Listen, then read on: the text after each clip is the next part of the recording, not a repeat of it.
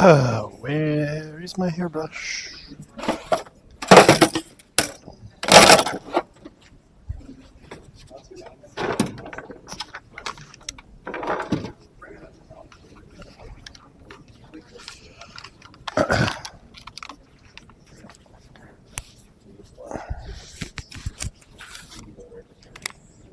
Alrighty, okay, let's go.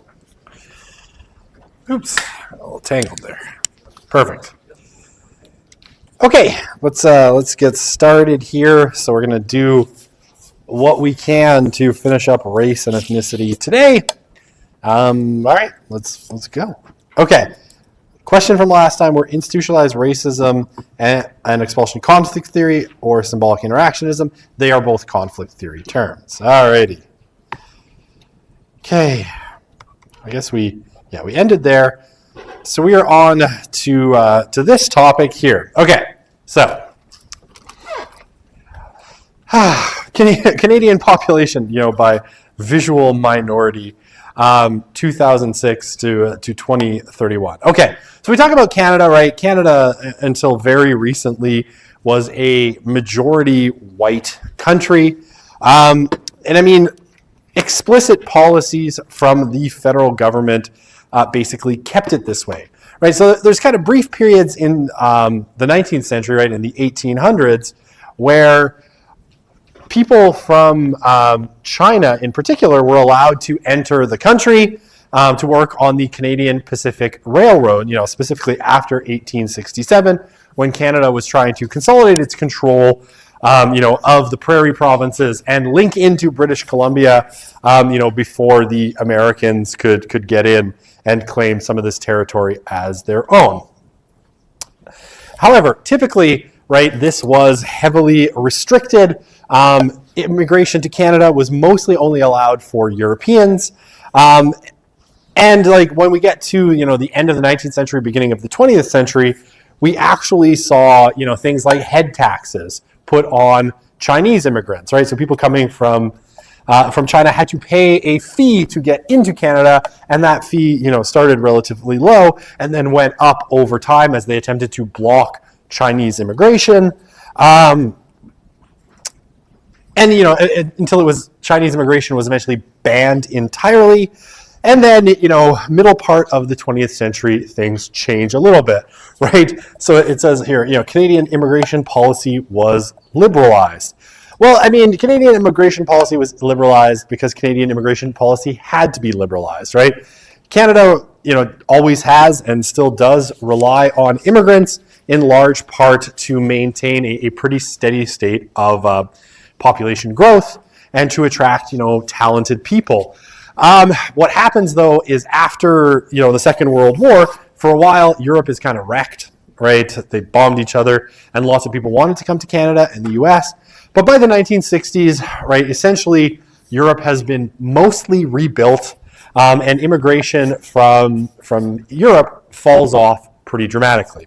This is also sort of artificially increased by the facts of the Cold War, right? So after the Second World War, the two kind of major world powers are the United States and the Soviet Union. And basically, it's using Winston Churchill's metaphor, what does it say? That from Trieste in the Baltic to from Stettin in the Baltic to Trieste in the Adriatic, an iron curtain has descended upon Europe. Right, that's Winston Churchill. But basically, the Soviets controlled a large chunk of Central and Eastern Europe. Now, Central and Eastern Europe were the poorer parts of Europe, and still are. So what should have happened, right, is that as Western European immigration to Canada and the U.S. declined, it should have been sort of filled in by immigration from Central and Eastern Europe, which were both poor. However, because of this hard line drawn by the Soviets and the Americans, right, dividing Europe basically into East and West, communist, communist in the East, democratic and capitalist in the West, those people that would have gone and immigrated in large numbers to Canada and the US were not able to, right? They were actually held in place by Soviet foreign policy. So Canada needed to seek out new sources of immigration, and they turned to other places in the world. East Asia being one of the early sources, but increasingly, right, as time goes on, more and more places, the Middle East, North Africa, Sub-Saharan Africa, only more recently than that, East Asia, the Indo-Pacific, places like the Philippines. And so what happens then is, and I will say, I don't know how mainstream a view this is, but I tend to think that a lot of the Canadian policy of, say, multiculturalism is less driven by, the fact that Canadians suddenly became less racist and more compassionate, and much more driven by the fact that, Canada demographically had very little choice but to become more multicultural, because otherwise, you just didn't have enough people to keep that immigration policy going. But yeah, in the 1960s, they change it. They take in more people, starting in East Asia and then increasing to different parts of the world over time. And what you get is then a much greater mixing of different racial and ethnic groups in Canada. And today, Canada is probably the most racially and ethnically diverse country on earth. The United States is pretty ethnically diverse as well, as is Australia. But Canada probably leads the pack, right? It's hard to get exact figures. So much more, it's become much more diverse and much more accepting as a result of this. And I mean, I guess the last 10 years, it's India, China, and the Philippines are the top three, accounting for nearly 1 million new arrivals since 2005. And I mean, now Canada is bringing in about 500,000 new immigrants per year, a large chunk of them from, the Indian subcontinent as well, and the Philippines and all of these places. And you can kind of see, right, the change in percentages over time, projected, let's take random, just a random group on here. Let's say Arab, right, starting in 2006 at about, my pen will not write now. Oh dear. Yeah, I see it, but it won't work. Okay, forget the pen. What is happening? Why can't I write? I could write earlier today. Okay, no worries.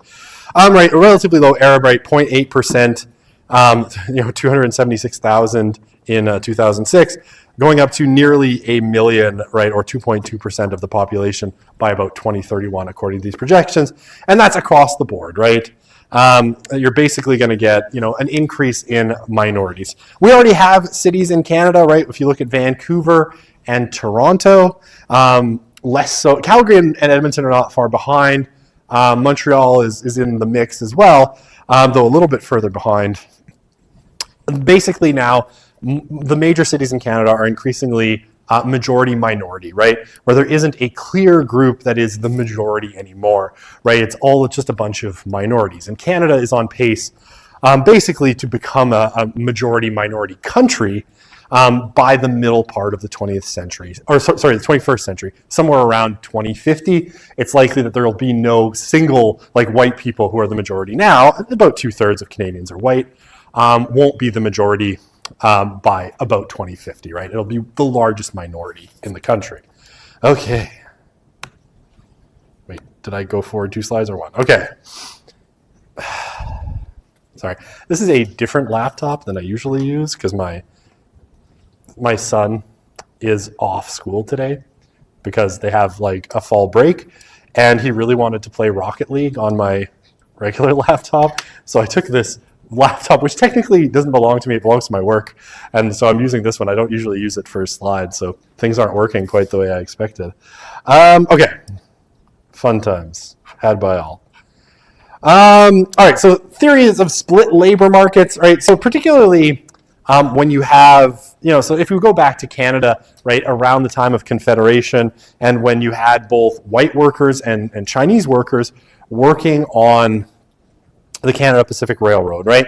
You had the development of what was called a split labor market, right? Where low wage. It's not quite as bad as yesterday. I could not talk yesterday in my lectures, but today, tripping over my own tongue again. Low wage workers are of one race, and high wage workers are of another, are competing for the same jobs, right? And the high-wage workers are likely to resent the presence of low-wage competitors because they think they're, taking their jobs, right? Racist attitudes will develop. Now, the classic example of this is the Canadian Pacific Railroad, right, where white workers competed with Chinese workers who are willing to work for much less. And this created kind of racist kind of competition between the two and eventually led to a ton of pressure both to expel Chinese workers, to cut them out of working on the Canadian Pacific Railroad, and eventually to impose those things like head taxes. We see a little bit of this going on in the United States today as well, right? Where particularly you have these debates around, illegal or undocumented migrants coming into the U.S. and entering the labor force, willing often to work for much less because, they can be easily exploited because a lot of them don't have documentation, right? So the employers can pay them less, basically like I'll turn a blind eye and pay you less because you're not documented. And creating this kind of competition between, say, unionized workers especially, but all sorts of workers that are, documented and living legally in the U.S., excuse me. And basically, you have this increased competition where it has a negative pressure on wages, and it makes it harder for, people who are, who have a social security number in the U.S. to find jobs because they're competing with lower wage workers who are illegal migrants, right? This is a split labor market and exists today in lots of places in the U.S. because, some people are willing to work for so much less. And you can see it, right, in the way people talk that, these people are coming and taking our jobs. It's the kind of language that typically gets used. Okay.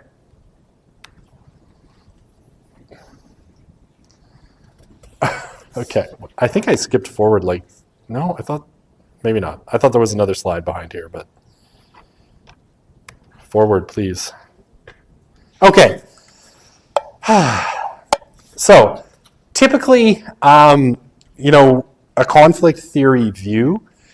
Okay, so that last view I will say it was a conflict theory too. Like this idea of a split labor market comes straight out of conflict theory, right? That you have oppressors and oppressed, right? Powerful and weak groups. Okay, this idea too comes out of conflict theory, right? That groups that have the most trouble assimilating into kind of the British values, and we still are very British in most ways. We don't have high tea and cucumber sandwiches, but beyond that, we're quite British in lots of ways. British values and institutions that dominate Canadian societies are those that were subject to expulsion from their native lands, conquest, slavery, and split labor markets, right? And that this, these circumstances leave a legacy of racism that creates impediments to assimilation, right? So what would this look like, right? One of them would be obviously Indigenous people, right? A conflict theory view would look at Indigenous people and the histories of things like displacement, colonization, expulsion, residential schools, right? All of these things have made it really difficult for Indigenous people to assimilate into kind of British culture. But this applies also to, say, refugees, right? Refugees, especially those that were expelled from particular parts of the world, or who were subject to, conquest or war in the countries they left, would have the hardest time integrating into kind of Canadian society in general, right? So, and it creates kind of structural impediments. People who were, say, black, right? Black people who might have had histories of subjugation in colonies, in Africa, or slavery in the US or other places in the world, would have a harder time integrating into kind of the dominant cultural values because they are so at odds with their experiences and the cultural traumas that they've had. It's very slow shifting slides. I don't know why. It's like a very expensive computer. I don't know what's happening anymore. Okay, so thought I had. Okay, no questions. That's good. I thought I had more question slides. There it is. Okay, so some advantages of ethnicity. Okay, why, we're talking about some of the negatives of ethnicity, what might ultimately make it more difficult for, racial or ethnic groups to kind of function in society. What are some of the benefits, right? So, obviously, we can kind of break it down into three categories. I'll talk about them on the next slide. But basically, there are reasons that, maintaining an ethnic identity is obviously useful to people, right? Otherwise, people wouldn't have held on to these identities. Even white Canadians, right, who hold on to, say, Ukrainian or Irish or whatever kind of, Portuguese identity, they do so for a reason, right? And we can sort of break this down into 3 categories. Okay, so there are some economic advantages, right? Sometimes you get kind of community solidarity, right? Which becomes a resource for entrepreneurs from particular communities who are business people and ultimately will find their principal basis of support in a particular ethnic community. Now, the classic example of this is what are called ethnic enclaves, right? You kind of see the legacy of these in cities in North America now, but they used to be really common, right? Where you would have, say, Chinatown. Chinatowns and Little Italies are the classic example of the economic advantages that basically ethnicity can confer, right? So basically, like, what was Chinatown originally? Well, it was an ethnic business enclave, right? Basically where people who were Chinese would gather all in one area of the city. And because in a lot of ways they were excluded from the mainstream economic life of the rest of the society, they had a hard time getting loans, right? They faced racism in setting up certain kinds of businesses outside of kind of a narrow set. So they would set them up within their own communities and they would borrow money from each other, right? Sometimes they would even set up sort of banks kind of informally or formally, within those communities that would loan the money to start their businesses, and they would find their customer bases, within these communities, right? So that most of the people, and they would import goods, say, in Chinatown from China directly, so that their people in those enclaves, Chinese people, would have goods that they wanted to purchase that were from kind of their homeland, right? The Italians did the same thing, right? They kind of created communities, and you see this all over, kind of North American cities, these enclaves where particular ethnic groups sort of set up. Now, eventually, obviously, these became sort of vibrant economic zones. Other people started to come in, right, to access some of those goods. Things like Chinese restaurants, Chinese laundries became really popular. And it became, an economic engine for those communities. So there are, in sort of holding together, supporting each other economically and having that built-in customer base, ethnic communities definitely have advantages. Now, there aren't as clear of kind of ethnic enclaves in cities today, right? But you still have, particular zones where people of particular ethnicities or races will cluster, right? It's kind of stereotypical in Edmonton to think of Mill Woods as having a lot of, Sikhs and Hindus, right? Because and the kind of southeast of Edmonton having lots of Sikhs and Hindus, right? There's a big Gurdwara being built like on Ellerslie Road and 66th Street. As people from those communities have clustered together, and there's a lot of businesses that cater specifically to that particular community there. Now, it's not like a Little India or anything, like no one would call it that, but you still have this sort of quasi-enclave that's formed that has a high density of those communities in there, right? Okay, so that's the economic advantages. Political usefulness, a little bit harder to describe maybe, but basically ethnicity can be a tool that people use for achieving increased access to resources, right? And this has to do with government, right? Governments are, what is a good way of saying this? Malleable, especially when you have a voter base that you can turn out reliably for them. So basically, like, if you want resources, especially from the government, right? You want funding for a community center, or you want a bilingual program in Ukrainian to be funded by Alberta Education, right? Having a ethnicity that's bounded together and that can lobby government for resources is potentially very useful, right? And the more persistent and the more kind of, strong that identity is, the more you can activate that community, the more power that community can ultimately have. And there's been lots of arguments, kind of in political science, that one of the reasons that Canada in particular has been so pro-Ukrainian Not just during the current war with Russia, but even, in the several decades prior to that, is because Canada has such a large Ukrainian diaspora, particularly in the prairie provinces, right? People who still think of themselves as Ukrainian, and they're a powerful voting bloc. So if you want Canadian policies that support Ukraine, you can lobby the government and they will reliably turn out for you. If you can get your group to vote liberal or conservative, you can kind of assure that those groups are going to pay you back at the end of the day.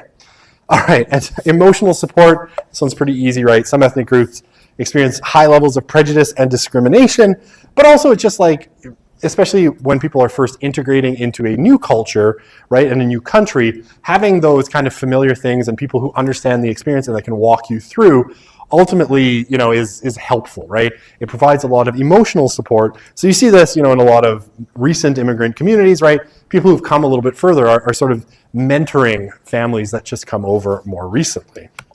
All right. I really want to draw on this, but it's not working. Why? No? Okay. What was I saying? I don't remember. I will remember in a sec.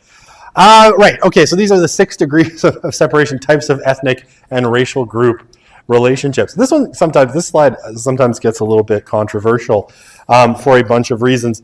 But basically what do we have here? We have kind of a scale, right? Or a spectrum between intolerance and tolerance. Now, what I think sometimes gets people a little bit confused here is that, assimilation is at the highest end of tolerance, right? Okay.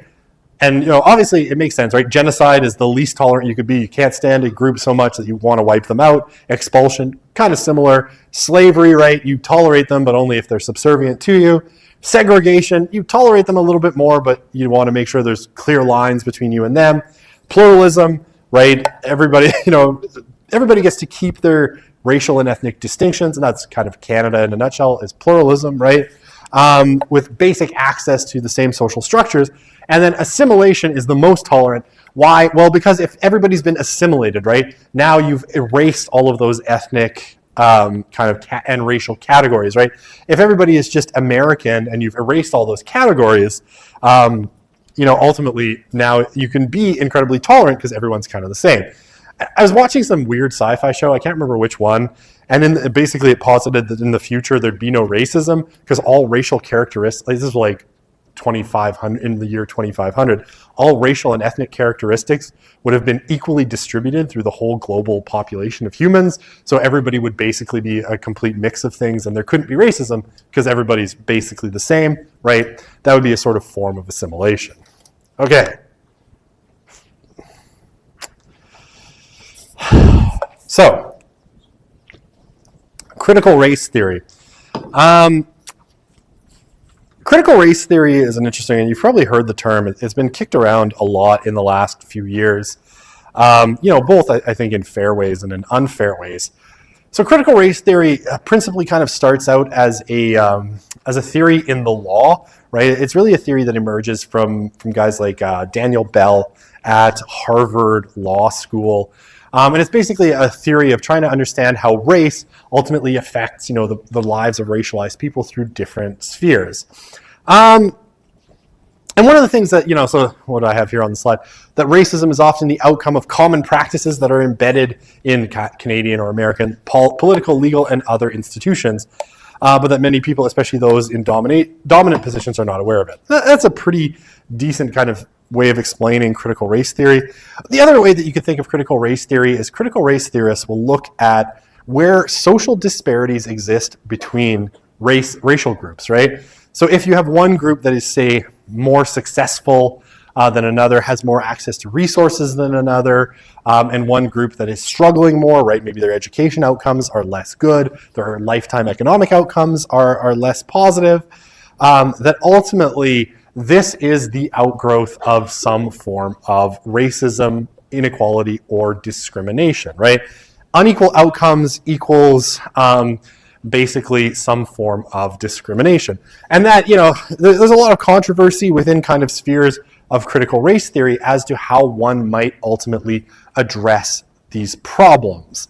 One of them is, you could take it's not Ta-Nehisi Coates, it's Ibram Kendi's kind of solution. Kendi will suggest that the only solution to past discrimination is present and future discrimination, right? That basically if, say, African Americans were discriminated against in the past, in order to equalize things, we have to bring in discrimination against white people and, Asians or whatever, right? Whoever happens to be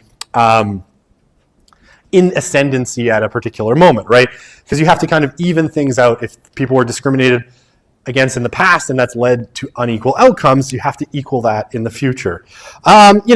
People like Bell have suggested that, essentially racism is a permanent feature of kind of Western societies, right? And particularly they've coined terms like whiteness to describe it, or describing, Western societies like Canada and the US as white supremacist, right? Only focused on, kind of putting forward the values of white people, particularly, European Christian people, as the ultimate values, and anyone who doesn't meet those values is viewed as less than, and that's the sort of theory of whiteness.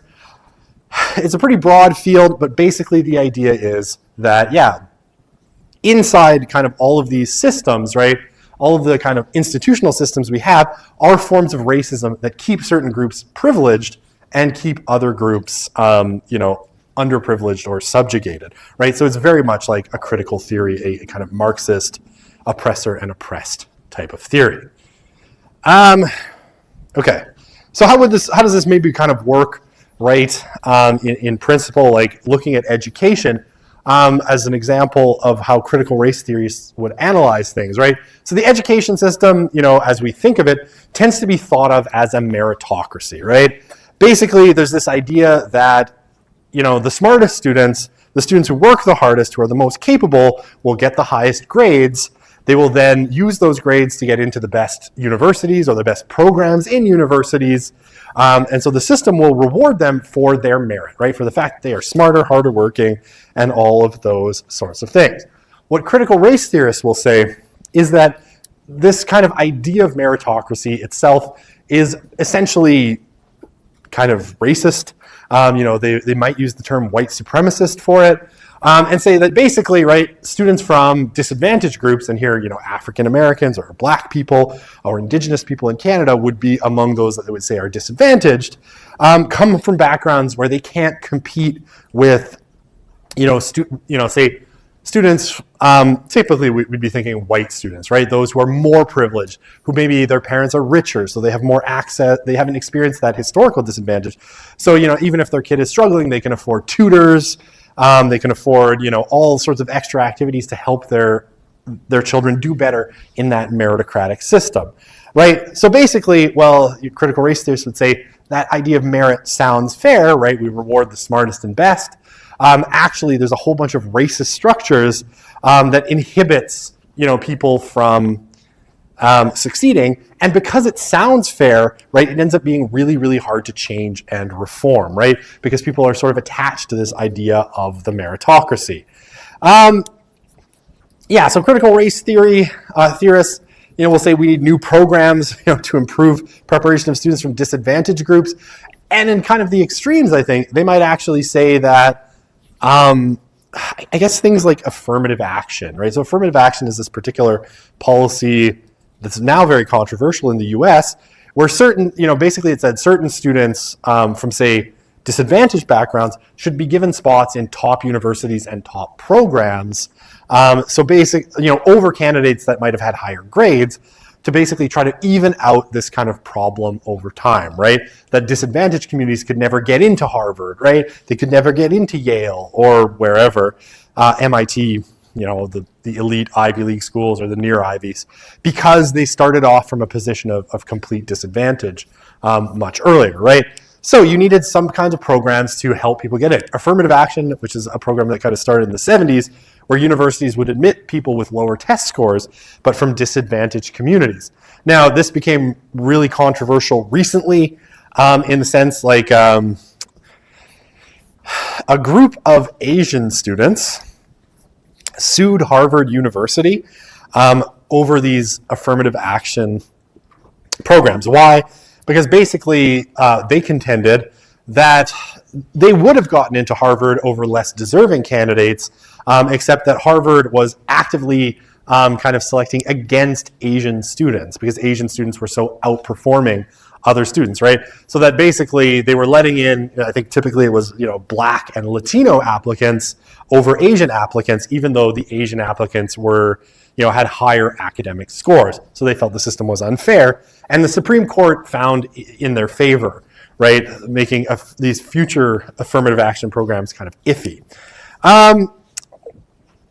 Yeah, and I mean, critical race theorists, right, amongst other things, they try to uncover things where, neutral policies, merit, colorblindness, equity, and opportunity might actually be reproducing privilege or hiding racism, right? And a lot of critical race theorists have been especially kind of critical of this idea of colorblindness, right? That you should treat people, not on the basis of their skin color, but on the basis of their achievements, right? Or that, this is the Martin Luther King idea, he wanted his children not to be judged on the color of their skin, but the content of their character. That's the idea of colorblindness. And critical race theorists are extremely critical of this, suggesting that this is just a cover for maintaining the system as it is, right? Never changing the underlying dynamics. All right, forward. I don't know if this is not working or people don't have questions. Oh, it should be the same as it was before. Hang on. I can't move anything. My computer is not responding. Everything has died. It is frozen. It is not frozen? It will not move. I'm going to try something.